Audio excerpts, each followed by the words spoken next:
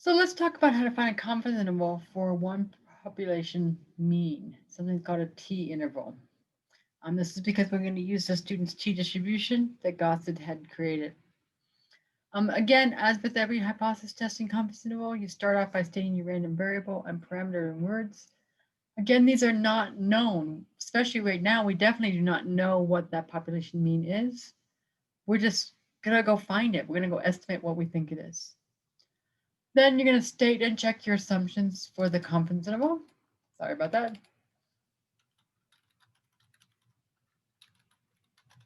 So the confidence interval, you're going to state and check your assumptions. Your first assumption is to do a random sample of size n is taken. That's usually what it is for all of these. Then the population of the random variable is normally distributed. The t-test is fairly robust to this assumption that the sample size is large. So if the assumption isn't met, it's probably okay as long as your sample size is fairly large. And large, really, 30 really isn't it, but really that's the value we work with most time is 30 over 30. Then the results are valid. So you're going to check that, see what it is. These are the same checks you do for hypothesis test that you do for the confidence interval. Then you're going to go through and do your calculations. So those calculations are to find the sample statistic and the confidence interval. And again, you're going to use t.test, just like we did for hypothesis test, the exact same thing. Tilde your variable, comma your data, and then where C is in decimal form. And you're going to put in your conf level. So an example would be if I did one, this would be what the printout would look like. This tells you where your data set was. You know what data set you're working with. This is always for the hypothesis test. You don't care about that for confidence intervals. Here's your confidence interval. This is your sample mean down here. So you're just going to look for the words for the 95% confidence interval and then find that value. And then your statistical interpretation is that in general, this looks like I'm 95% confident that the statement I found, this value here, this interval here, contains the true mean. Again, the mean is out there somewhere. We're trying to capture it. And then your real world is where you're going to state that what you actually found the mean to be. So let's try an example. So suppose a car manufacturer wants to test a new engine to determine whether it meets air pollution standards. 10 engines are manufactured for testing purposes, and the emission levels of each are determined. The data in parts per million are listed in the data frame. So what we have is we have this data frame that we're going to put that into our studio. We want to find the mean emission level of the new engines using a 95% confidence interval. So again, our first step is to state the random variable and the parameter. So looking at this, what did I measure? That's my random variable. What did I measure? You can use the letter X if you want. I don't care. You can just use the word random variable. If I look up here, I'm actually going to measure the emission levels.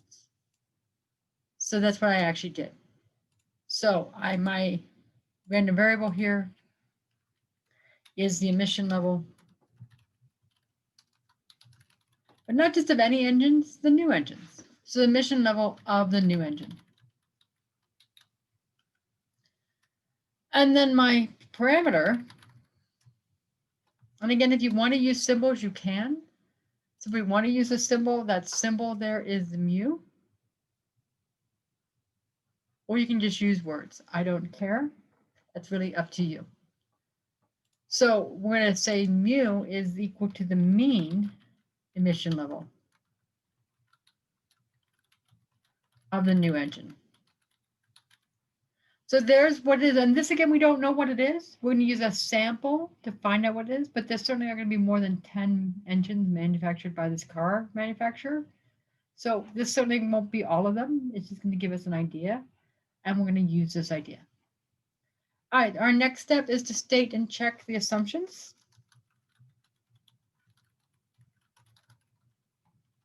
So we're going to first state them. Again, the stating is the ideal. This is what's supposed to happen.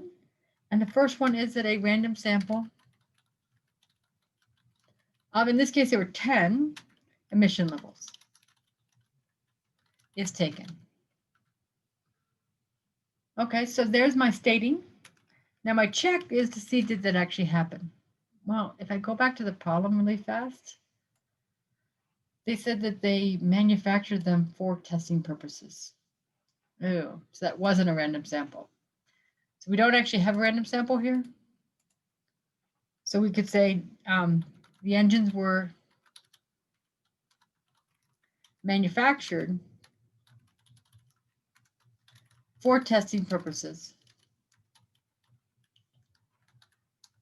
But this is kind of common standard. You wouldn't want to just randomly pick 10. You wouldn't want to make a whole bunch of engines if you were trying to find out if this works, and then randomly pick 10 of them. You'd probably do this. So this is probably common practice. 10 probably is a little small. They probably would do a little bit more than that, but probably not many more because it does cost a lot to make these engines.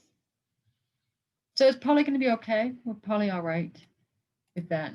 We're hoping that they didn't actually just make really good ones and that they would probably use the same process when they make the rest. We're now going to go ahead and state the other assumption, and the other assumption is that the sampling distribution of the emission levels is normally distributed.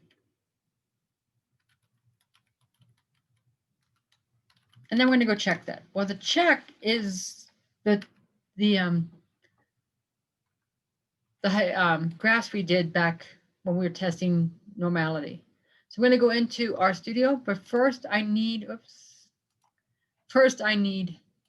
my data set. So let's go get that data set, the data frame, so we can copy that into R. And then we're going to go into RStudio. I'll clean this up. Again, I'm using just the console, but you can use an RMD file and it's fine. Now I can see my engines is in there. So always make sure that's the case. You can see those values there. And then I'm going to go ahead and do my different graphs. I do need to make sure Mosaic is on. So make sure your Mosaic package is on. If it's not, make sure you turn it on by clicking that little box. And so now I want to do a GF density plot.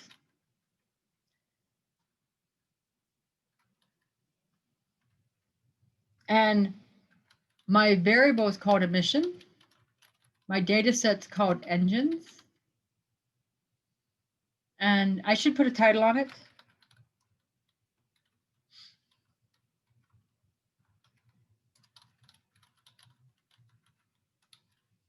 So maybe emission levels of engines. And then I'll go ahead and hit enter.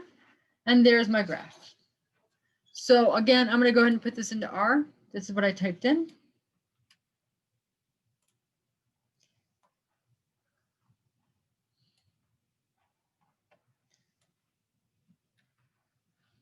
And then I'm going to go ahead and get my graph from there. So I'm going to export it. I'm going to export it to the clipboard. I'm then going to do Control C to copy it. I'm going to come back over here to my here, and I'm going to go ahead and put that graph in here. And looking at this, it kind of is bell-shaped. Not great. It's a little skewed, but we also only have 10 data values. So it's not a lot at the moment. Let's go ahead and do the normal quantile plot. So go back into RStudio. That is a GFQQ. And then it's still the same thing. Emission, tilde emission, data equals engines, title equals emission level of engines. And there's that. Again, I'm going to copy this so I know what I typed in, copy this over to where I am.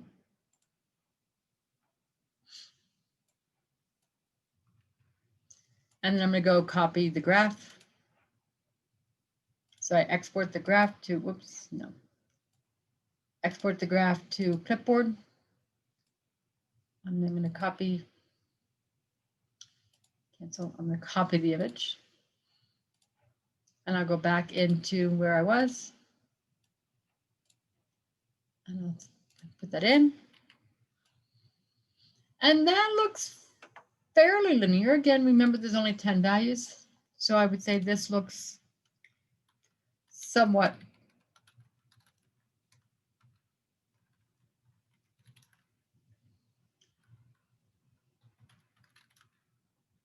bell-shaped.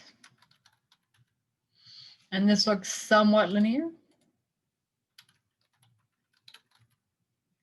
So therefore, the assumption has been met.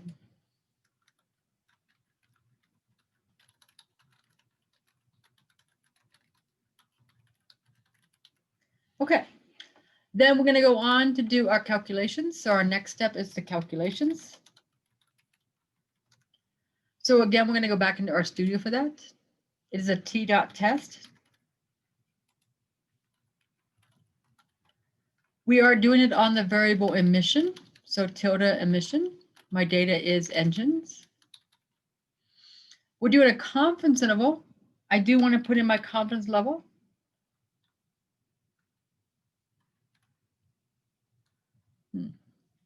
Conf.level. And I'll go back and see what confidence level I wanted. So I go back to here, it does say 95%. Again, RStudio assumes it's 95%. So if you don't put in the 0.95 here for conf level, you're probably okay, because it will just assume that. But it's a good habit to get into. And I'll go ahead and copy what I just created and put it over here, and then we can work with it. All right, so again, it's T.test tilde emission, data equals whatever your data frame is called.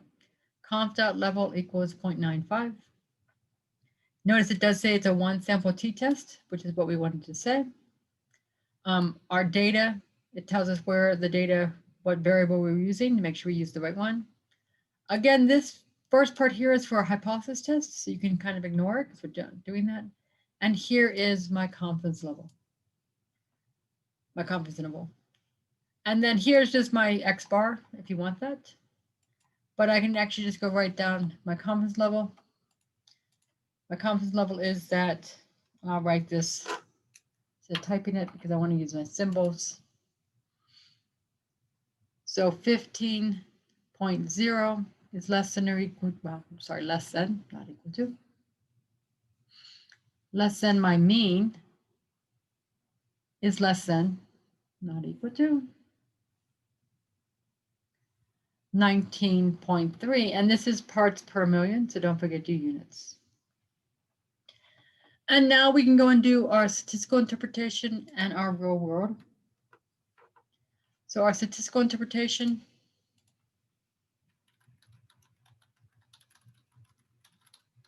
is that I am 95% confident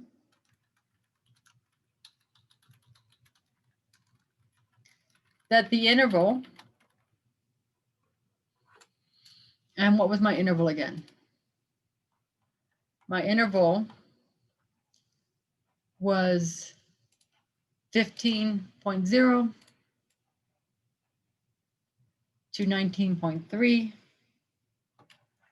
So I'll just copy that and paste it over here.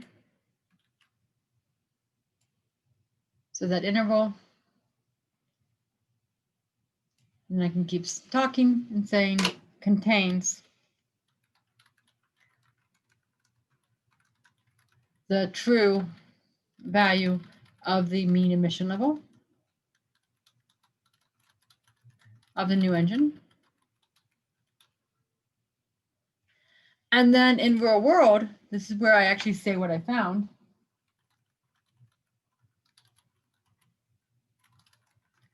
I would say that the new engine, the mean emission level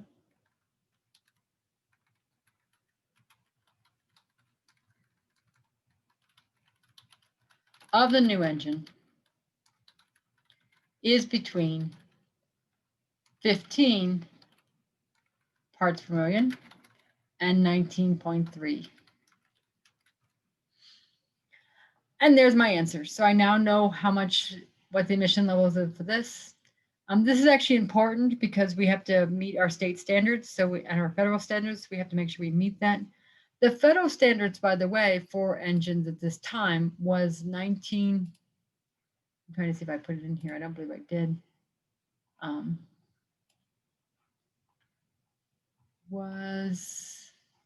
It's not in here. Was 20 parts per million. This interval, 15 to 19.3, does not include 20 parts per million. So because the federal levels are 20 parts per million or less, we are less because 15 to 19.3 doesn't include 20.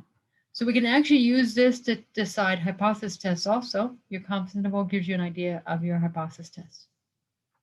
So we have that, and we now can look at that information because 20 doesn't fall in this interval and 20 is the federal standards at this time.